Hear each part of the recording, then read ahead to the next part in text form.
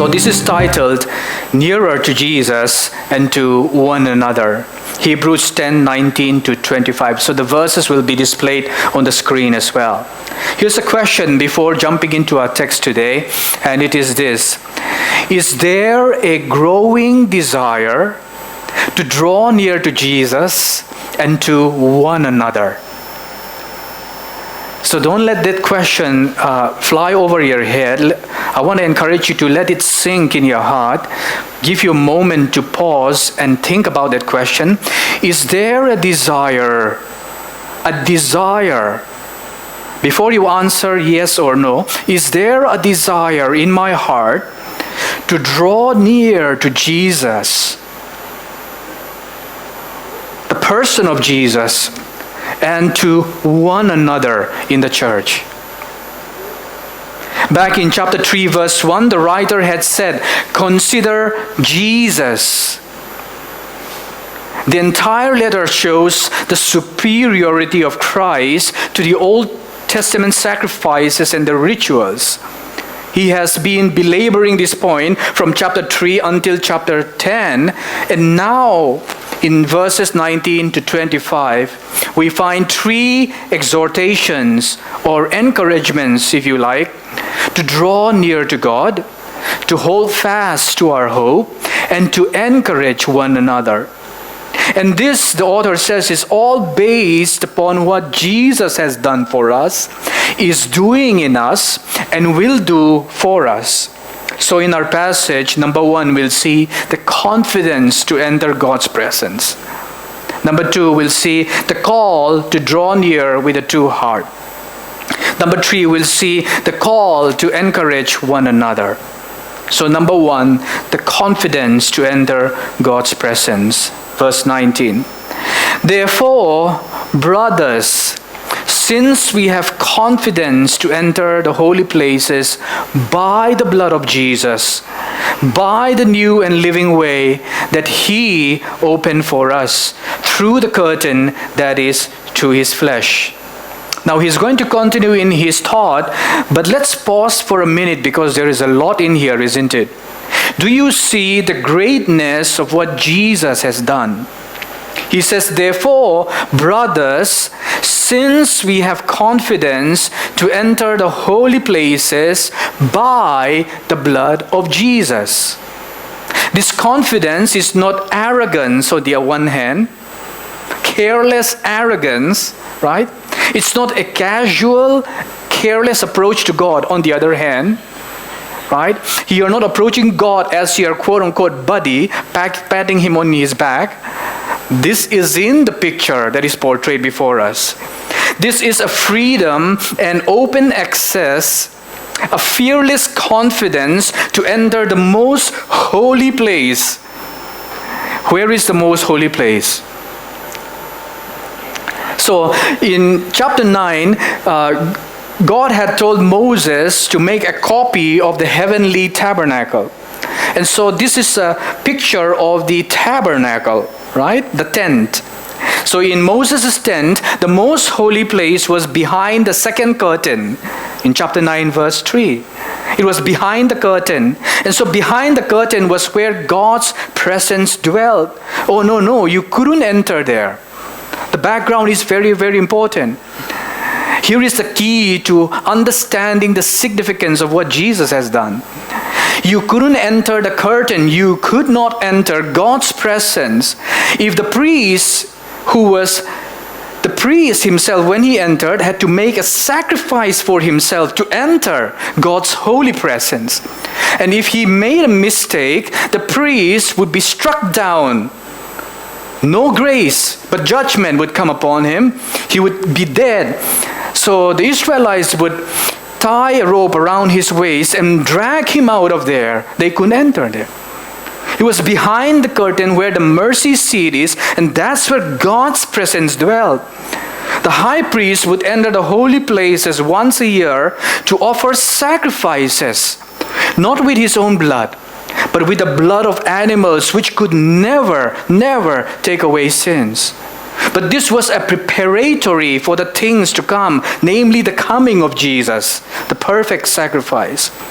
So in chapter 9, verse 12, back there, it says that Jesus has entered once for all into the holy places, not by any means of blood of goats and calves, but by means of his own blood, thus securing for us an eternal redemption, he says. Therefore, now the author says, we have confidence to enter the very presence of a holy God, because the sinless blood of Jesus was spilled for the forgiveness of sins once for all. Once. It means there is no longer a sacrifice for sin that is needed. Christ's sacrifice was once and for all sufficient for our entrance into the presence of God. So let's think about this a minute. So when we enter the presence of a very important person, let's say you're going to go on an interview, right? You're going on a job interview. What do you do? Depending on the kind of job interview you do, well, when I do job interviews, this is what I do. At least we enter into the presence of someone who is important before us. Could be our potential boss, right? So what do? We do our best to be presentable. We shower and dress up. We put on the best clothes to be acceptable. Some of you lie on your resume. You exaggerate. Stretching the truth in your resume is trying to look better than what you actually are, right? Just because there is inherent nature in us that desires to look better than what we are, to portray a picture of who we are not, because we want to be desperately that thing, whatever it is in our mind. And so that is called, the Bible calls it idolatry, making an idol. Namely, portraying, stretching the truth is a lie, technically. Exaggeration is a lie. You're stretching the truth to be acceptable before that person. You do your very best. That's why you exaggerate about your work experience and previous experiences, or what you can even do for that company. So we come up with our very best resume, we come up with our best clothes, we come up with our very best of performance in the interview to be acceptable so that we can be hired. But none of that gives us confidence to enter God's presence. None of that gives us confidence to enter God's presence. None of that counts when we come into God's presence. Our confidence cannot come from our religious performances, right? Our confidence cannot come from how morally good or bad we are. Our confidence does not come from past moral records. You cannot look back at your past record last week and say, God, look at what I did this week. This makes me acceptable before you, right? No, that is not the ground of our confidence. Our confidence does not come from past moral records. No, we could never be good enough to enter. We could never clean ourselves up enough to be acceptable in God's presence. Our righteousness, Isaiah says, are like filthy rags before Him. You know that word filthy rags in the Old Testament, the use of menstrual garments. Right? Menstrual garments. Filthy rags before Him. He doesn't accept that. Our confidence does not come from what sins we have committed. Right? No, the writer says we have confidence, boldness to enter the holy places by the blood of Jesus. And notice verse 20, it is by the new and living way. Not the old ways of rituals and sacrifices, but by the new and living way. Christianity is not a lifeless, formal religion. It is not a dead and boring religion. If you are bored with God, the problem does not lie in His greatness and His sufficiency and in His grace to draw us close. It lies within our hearts. This is by the new and living way. It's alive, as chapter 4, verse 12 had already said, that the Word of God is living and it is effective. that is sharper than any two-edged sword, that it penetrates between the division of soul and of spirit, and it judges the desires and thoughts and intentions of the human heart. All human beings are laid bare and naked before Him, to whom we must give an account, he says.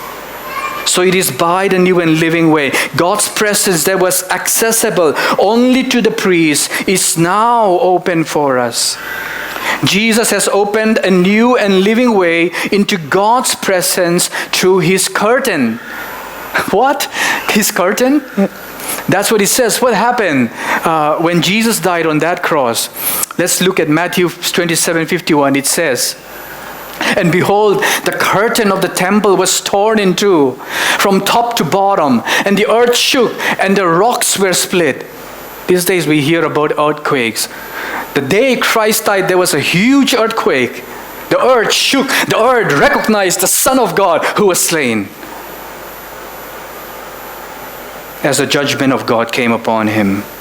The curtain of the temple was torn in two from top to bottom, meaning no more temple rituals and sacrifices.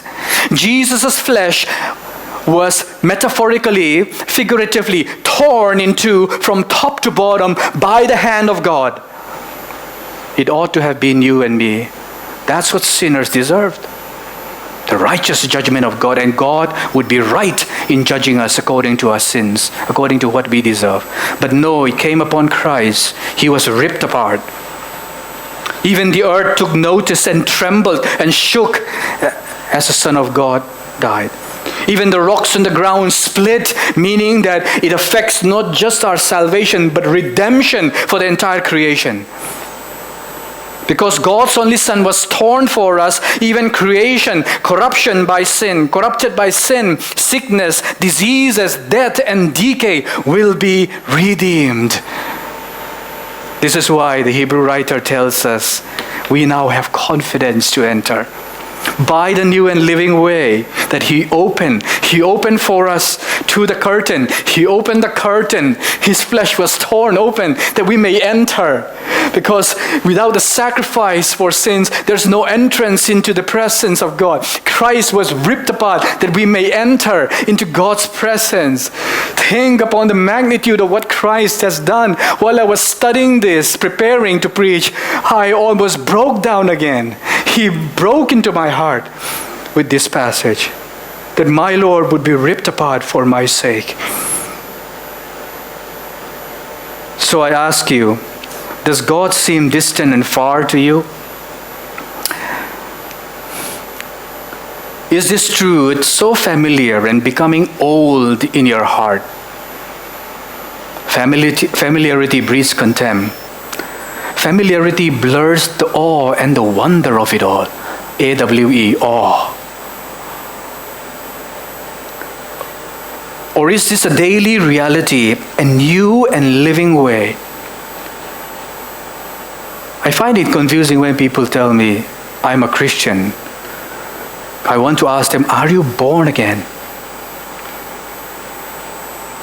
No, I'm not asking if you are born into a Christian family. Are you born again? That's what Jesus asked Nicodemus. Unless one is born again, you shall by no means enter the kingdom of God. He's thinking, yeah, I'm a part of the covenant people of God, of Israel. I was born into a Jewish family. I've known God my whole life. I'm a teacher of the law. I even teach these things. And Jesus says, are you a teacher of the law and you do not know these things? Are you born again by the Spirit of God? This is the new and living way that Christ has made for us to enter into the presence of God. Right? So is there a healthy fear to enter into His presence, and a healthy fear not to run away from Him? So this is so important. When you sin, is there a guilty conscience that's weighing you down, that makes you feel distant, or is there a healthy fear that makes you want to run to God with your sins? This is so important. Jesus has opened a way for us to enter, He says. So is there a longing in your heart? This is why I asked you, is there a desire to know Jesus and draw nearer to him, right? Is there a longing to linger longer in his presence? Or are you there sitting 1 minute, bowing your head in prayer, and you're already distracted? In other words, you need to be detoxed from your distractions first to really enter into his presence and enjoy the reality of his presence, whereby the truth about his presence is not just clear in your head, but it becomes real to your heart. It drops like a coin, and it becomes a reality. That this is not some Sunday school theology only that you learn, but this is something, a very present reality, that you know he's present when you're bowing your heads to pray. That's how you draw near. So Jesus has opened a way for us to enter, not with fear, not with guilt, but with confidence. Next, that call to draw near with a true heart. He continues in his thought, and since we have a great high priest over the house of God, let us draw near with a true heart, in full assurance of faith, with our hearts sprinkled clean from an evil conscience and our bodies washed with pure water.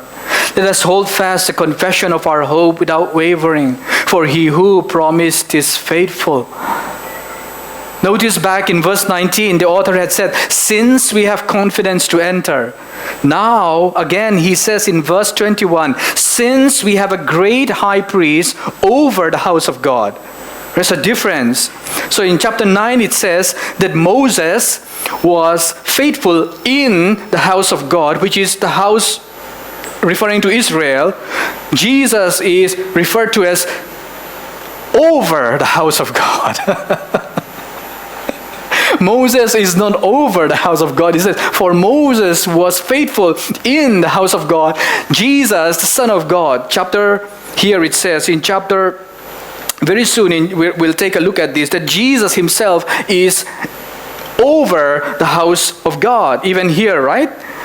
We have a great priest over the house of God. Jesus is both the curtain who was torn. He is also the ultimate priest. Do you see the sufficiency of Jesus? So he's the curtain who was torn, shred to pieces for you. He's also the great high priest, the ultimate priest. It means you do not need a priest. You are a priest to one another. You do not need me. I am not a priest. Jesus is your high priest. See this? To enter God's presence. This revolutionized my life when I first became a believer. Changed me. I said, I can talk to God anywhere. Changed my life. Brought joy. I can pray anywhere, riding the train. I can kneel down before my bed, before God, in my bedroom and pray. Oh, I love to spend time with Jesus. That happened. And then I can pray with my wife anywhere, anytime. That I don't have to perform religiously, because my private life of walking with God, nobody is there to say, good job, Joey. Nobody is there to clap their hands and say, hey, great religious performance right there, boy. My Father sees, and that revolutionized my life. Jesus is both the curtain and the ultimate priest. He is our access and our advocate. There is no need for a priest to stand between you and God. Jesus is your great priest over the house of God. He says, what is the house of God? The house of God is not a literal house. Not a literal house, not a building. This is the people of God. It is right to say the church is the house of God. Metaphorically speaking, in chapter 3, verse 6, he said that Christ is faithful over God's house as a son. And we are his house, he says. End of quote. We, the people of God, who have been redeemed by the blood of Jesus, are collectively the house of God, in where his presence dwelt. So, track with me. His presence dwelt behind the curtain. We can now enter into the heavenly tabernacle, the throne room as it were, into the presence of God. On earth, the church represents the dwelling place of God, the house of God, where His Spirit lives amongst His people, walking, visiting, sustaining, replenishing, conforming them into the image of Christ. This is incredible.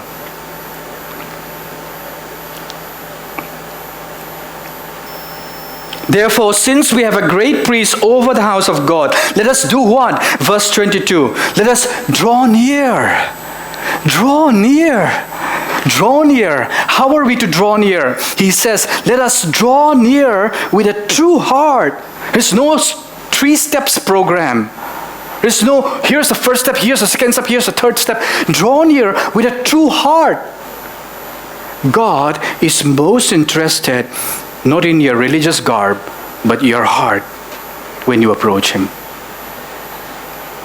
It means this, that as believers, your inner life, your thoughts, your deepest motives, your deepest desires, they matter in the eyes of God.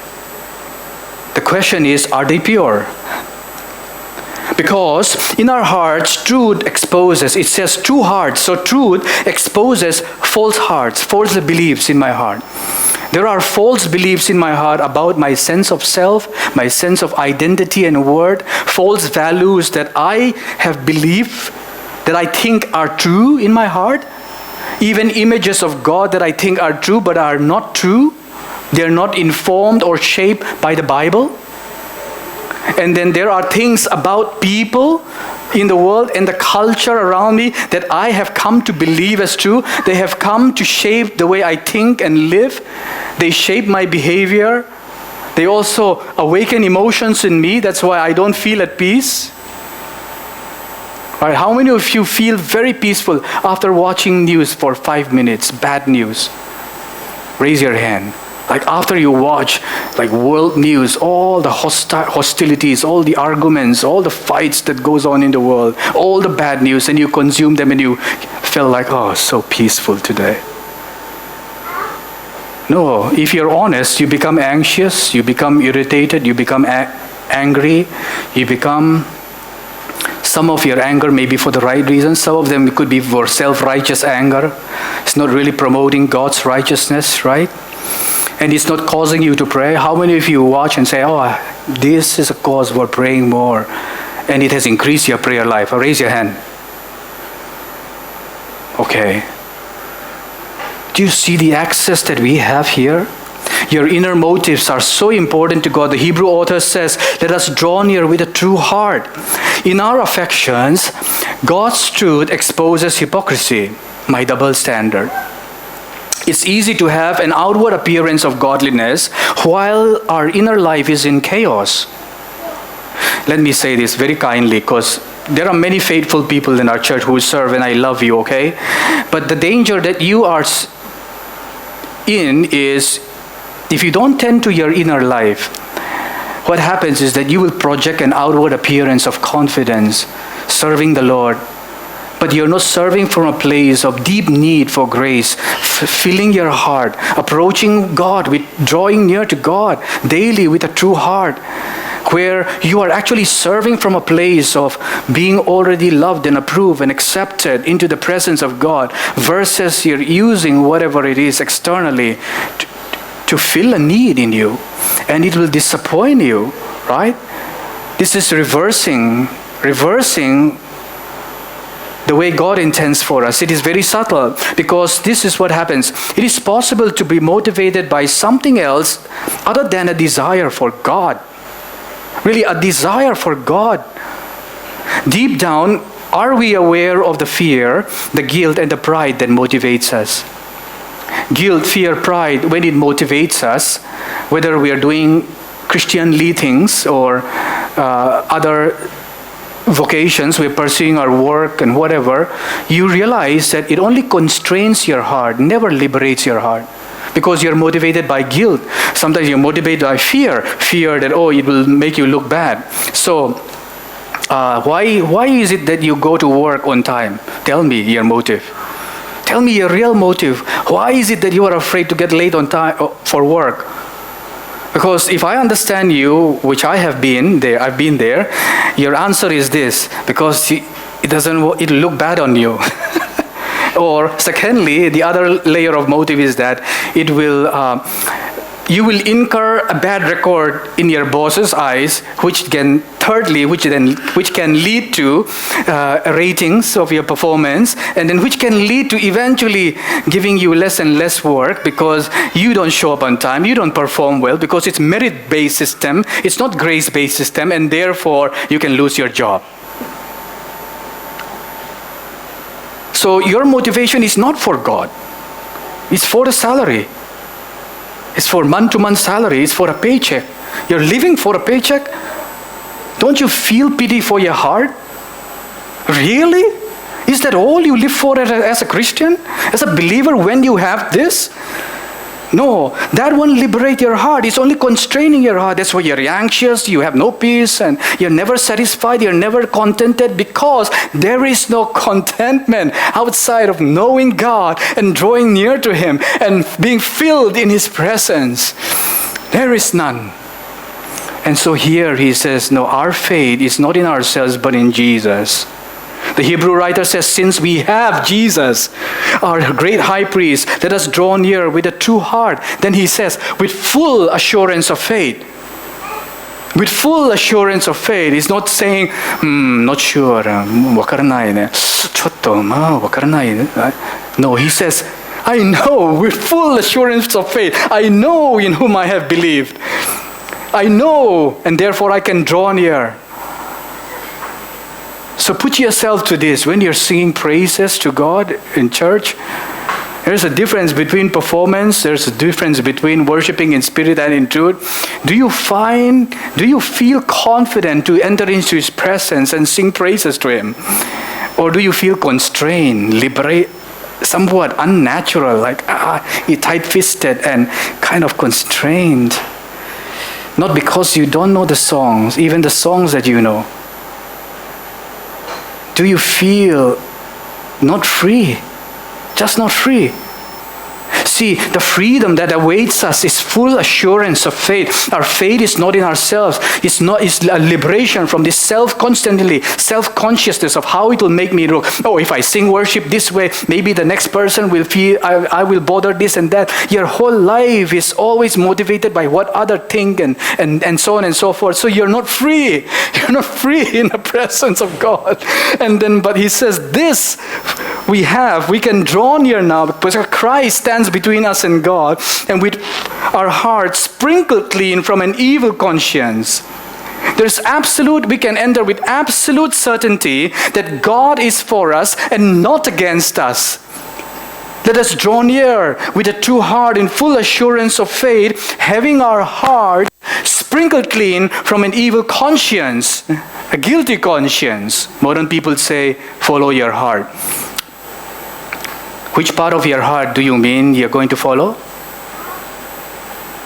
He says, having our hearts sprinkled clean from an evil conscience, and you're going to follow that evil inclination, that motive that doesn't glorify God, that desire to run after sin and indulge yourself. You're going to follow that heart? That heart that says put yourself first above everything else. That's the heart you're going to follow? Or the heart that has been liberated with full assurance of faith, having our hearts sprinkled clean from an evil conscience, true freedom in the presence of God. See, your conscience accuses you or excuses you. So, if somebody is committing adultery, nobody says, oh, I didn't know. I didn't know it was adultery. In your conscience, you know. You know. Your conscience is put there by God because you are made in His image to guide you. Conscience gives you a red light and you suppress it. Willful sinning. So your conscience accuses you or excuses you, and neither of those are helpful. Right? The Spirit of God comes and testifies in your conscience that you're sinning, and He leads you to repentance, and there comes liberation. Having a heart sprinkled clean from a guilty conscience that accuses us and excuses us. So what sprinkles our hearts clean? The blood of Jesus washes us clean from lies, from bitterness, from complaints. Sprinkles clean from grumblings, from self-condemnation, from a critical spirit. See, Jesus makes it possible for us to draw near to God, sprinkling our hearts clean every moment because He's our priest. It means we can draw near when we sin and when we think we are doing quite well, especially then we are in danger and we need to draw nearer even more. It's dangerous, it's subtle, isn't it? We think, I'm okay, I ask people, so how have you been doing, like spiritually? Tell me. I'm doing quite okay. So, you've been praying like crazy, huh? It's like, no. So your prayer life is missing, but you think you're doing well. Okay, let's have a conversation. Let's talk about that some more, right? I know. It's a struggle, isn't it? See, Jesus makes it possible for us to draw near to God, to receive mercy and grace. Earlier in chapter 4, verse 16, the writer said, let us then with confidence draw near to the throne of grace, not the throne of condemnation, that we may receive mercy and find grace to help in time of need. Draw near with confidence to the throne of grace. We approach a smiling Father. In other words, there's more grace than we need. When our conscience condemns us, we can be assured that Jesus was condemned for us. He says, having our hearts sprinkled clean and our bodies washed with pure water, that's baptism. Because it's inside out, our hearts clean and then baptism, right? Not the outside in. And then he says, let us hold fast the confession of our hope without wavering, full assurance of faith without wavering. For He who promises faithful. Our faith is in Jesus, and He has promised, right? He has promised to be with us. He has promised to be with us till the end of our lives. He has promised to return. He is faithful to keep His covenant promises. So have you confessed Jesus as your Lord and your Savior publicly? Have you confessed Him without being ashamed, with confidence? Have you confessed Him out loud? Romans 10:9 says, if you confess with your mouth that Jesus is Lord and believe in your heart that God raised Him from the dead, you will be saved. End of quote. Our hope is not in wishful thinking. The confession of our hope, he says. Do you know what it means for the Hebrew writers and the early churches to confess Christ openly? You say Caesar is Lord, or either that or Christ is Lord. And they say Christ is Lord. Execution. That was real in early Christianity. Either Christ is Lord or Caesar is Lord. You say Caesar is Lord, you pander to the world and you succumb to the fear of the world and the governments and the rulers of that age. You say Christ is Lord, you're saying Christ is over Caesar. Christ is over the Roman Empire. Christ is over all. That's what it means to proclaim Christ as Lord. Lord over all. Sovereign Lord over all, who rose again. And so this is our confession. Our hope is in the life, death, and resurrection of Jesus. That's what we confess. We hold fast to Jesus because He holds fast to us. For He who promised is faithful. So finally, the call to encourage one another. Verse 24, and let us consider how to stir up one another to love and good works. This is at the crux of it. I'm only halfway through. So put on your mind diapers with me. Verse 25, not neglecting to meet together as is the habit of some, but encouraging one another. And all the more as you see the day drawing near. Why should we gather as a church regularly? We have confidence to enter God's presence anytime, anywhere, any moment, in private, now public life. Right? The public corporate gathering. Christians gather to meet regularly for this very purpose. Right? Notice how he says, let us consider how to stir up one another. We need one another. The Christian life is a one another thing. So check out expressive individualism of modern times, right? Let's look at our corporate life together here. We need one another. Because Jesus is our access and Jesus is our high priest, let us consider how to stir up one another. That word stir up means stimulate. It means provoke. It's interesting, in the Greek it uses the word provoke. Provoke is usually negative, but he uses it in positive terms. Because of sin, we are naturally good at drawing away from God and provoking one another to anger.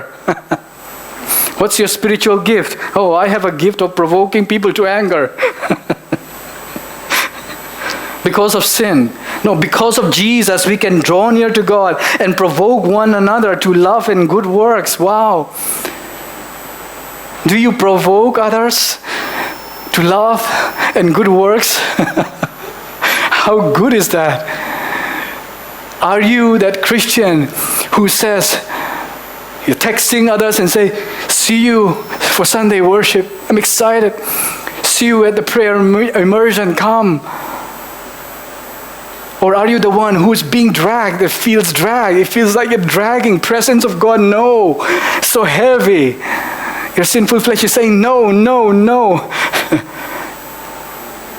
Or are you the one who says no to the flesh and saying, Christ already died for that sinful flesh, and I have a new life. He has opened a new living way for me. I want to pray with God's people. I want to draw near to God. I want to know Him with a knowing of intimacy. I want just this abstract, meaningless kind of a religious life of performance. I want to break free from this and really live a life that is new and living, the new life that Christ has purchased for me. I want to know Him with a knowing of intimacy. I don't want to be like the rest of my generation who are provoking one another to anger or just saying, hey, come, let's entertain ourselves until we die. No, I want to fast from that. I want to be in the presence of God. I want to be a radically different person, the kind of person not because I'm better, but because Christ is better, because He purchased me. He is my Savior, my Lord. I'm going to follow Him. I want to know Him, and I want to make Him known so that others may also find joy. That's the kind of life I want to live. How about you? I want to be in the gathered church.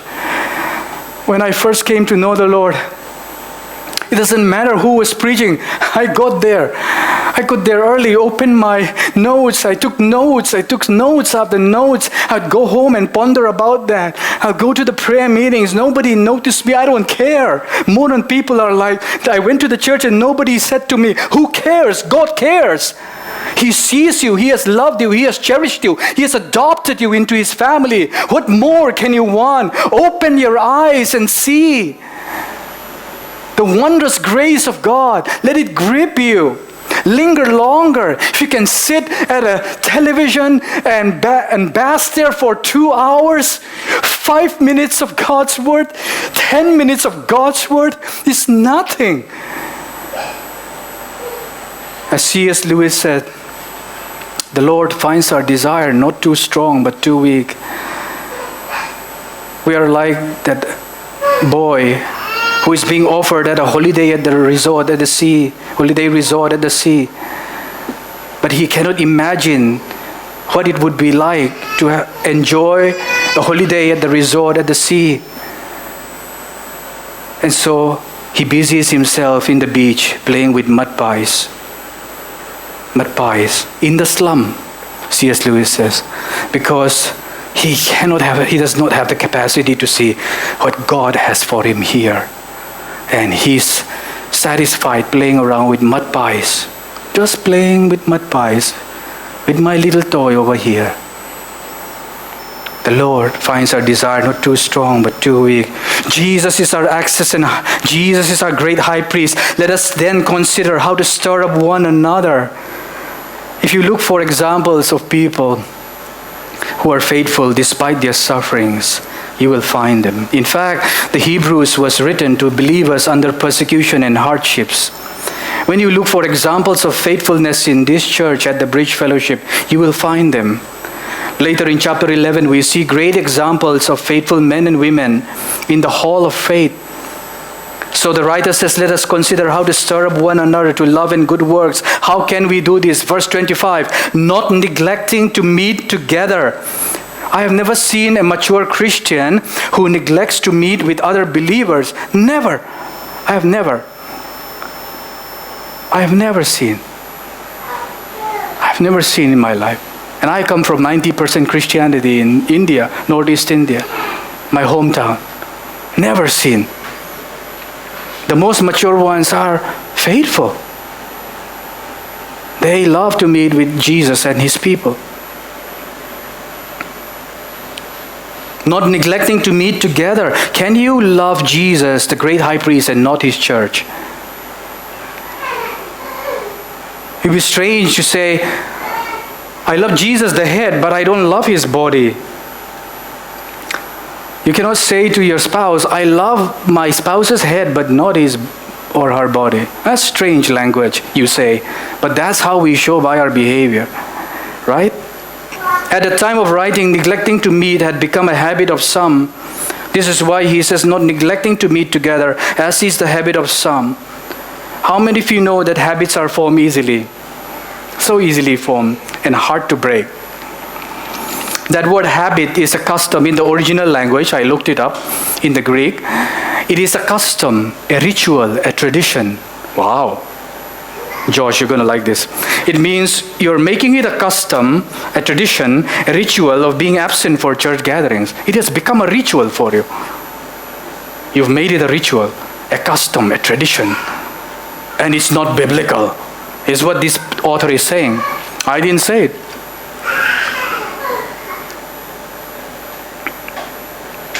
Back in chapter 3, verse 13, he says, but exhort one another every day, one another, as long as it is called today, that none of you may be hardened by the deceitfulness of sin. If you're habitually absent, see, you are in danger of being hardened by the deceitfulness of sin. And it is a loving thing to say, let's gather to draw closer to Jesus and to one another. It is biblical and loving to say that. That's how we ought to stir up one another. If we don't habitually meet together, but habitually absent from each other, how are we to know how you are doing spiritually? How can others encourage you when they don't know what's happening in your life? How are you to be an encouragement to others when you're not habitually meeting? In other words, we are not doing what God has designed when we're neglecting to meet together, right? Sin deceives and hardens the heart in isolation. Isolation is dangerous. So if you're habitually absent, you're in danger of being isolated, hardened by the deceitfulness of sin. So how can we encourage one another towards Jesus and his church? The theme really here is encouragement, isn't it? In worship gatherings, we encourage one another to draw near to God.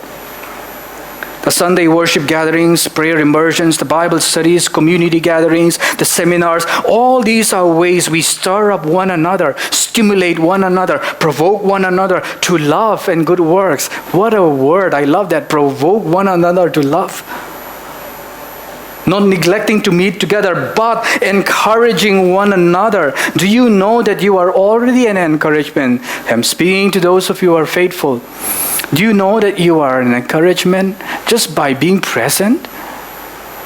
Do you know that you can be an encouragement just by being present? It doesn't work even in human relationships. Did you realize? So if you're a married couple and you're absent from each other all the time, that doesn't work. It's not healthy, right? All this while you're saying, I love my wife, I love my husband, but people look at you and you're always separate. How can you say you love one another? You're never together. Never meet together. See, we need to distill these things with the Word of God and say, is this how God designed us to live? How can we live in a way that glorifies God, but also that is designed for us to live, that it may work well for us, that it may go well for us? We're all aware of the loneliness pandemic in Japan. I'll close this soon. Many die of kodokushi, death by loneliness, right?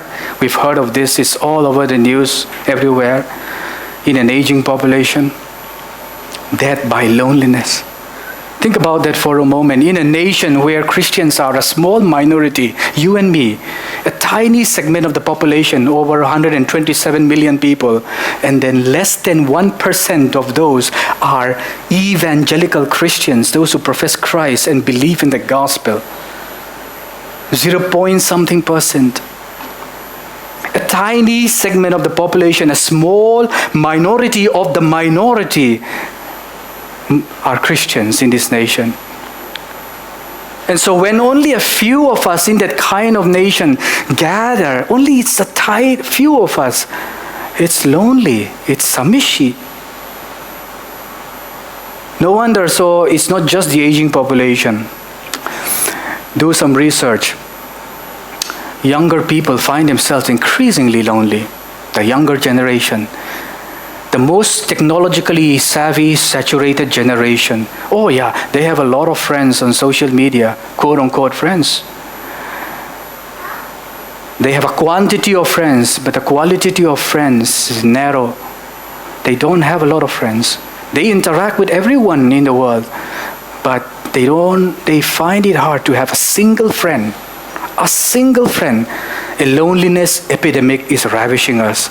And no wonder, and so the social skills go down. We don't even know how to talk to people. They say, I'm a shy person. Actually, they are not. Once they get drunk at the nomikai, not shy. All their secrets come out, dirty laundries come out. They say, no, because we pick and choose what we mean by shy. When we say we are shy to go and talk to this person sitting across the room here, or greet a neighbor that walks in, or welcome somebody, in the church. The reason we say we are shy is because we don't have experience. The more experienced you are at talking to people, the more free you are, and the less shy you are.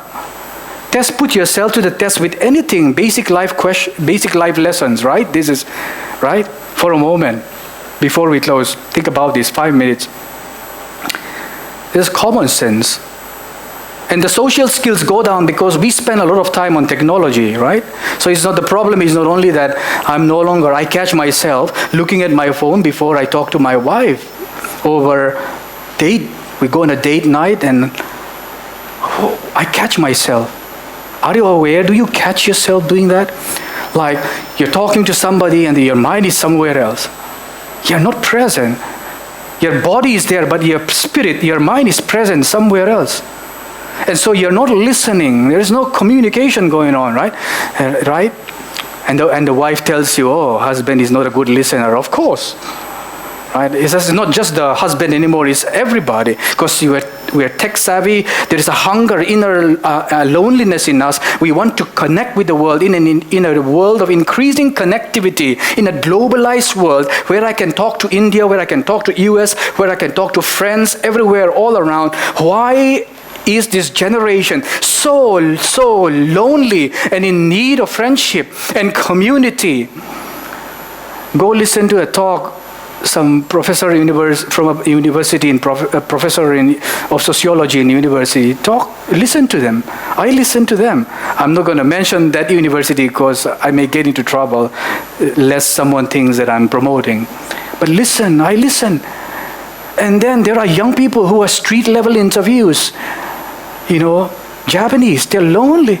And this is global. It's a global phenomenon. Do you know why? Because here's what happened. When the pandemic hit, it sent us all inside, right? It made the introverts happy. But then they soon find out that they were not happy after all, because they realize even introverts need community. They can't live in an island all by yourself. And then mental health issues began to surge, and suicides, and then you start to live with the people, because all this time you're working at your workplace. Suddenly during the pandemic you are brought in close to next to your family members. More fights happen. Families begin to fight more. What do you think? What did you expect?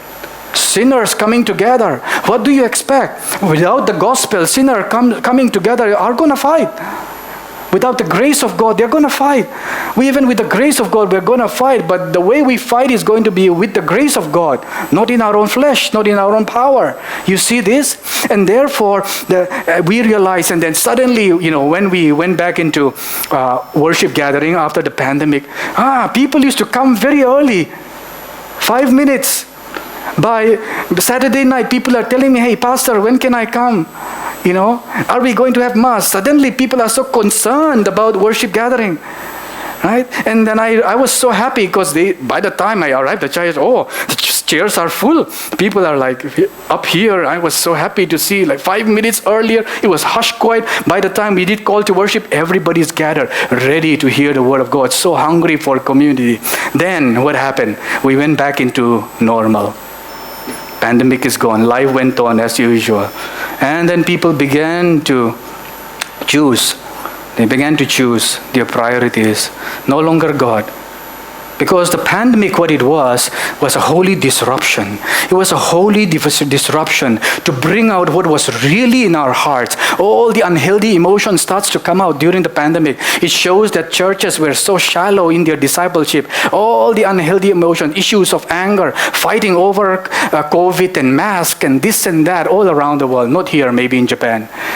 But all that to say, look, it exposed our need for the gospel, our need for Jesus. It exposed our need for community. And so here we see there is a great day of Jesus coming. He has opened for us a new and living way to enter God's presence. Instead of isolation, we can now enter into intimacy with God. Because of Jesus, we draw near with confidence, with full assurance of faith, with our hearts sprinkled clean, all of those unhealthy emotions. We can now receive new affections as we enjoy intimacy with God. As we meet habitually, we can encourage one another. He says, all the more as you see the day drawing near, the day of Christ.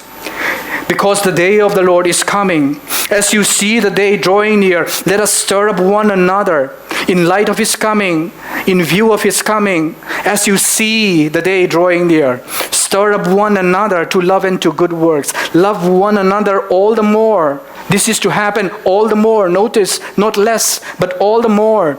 As you see the day of Jesus drawing near. So let us draw near because Jesus has drawn near.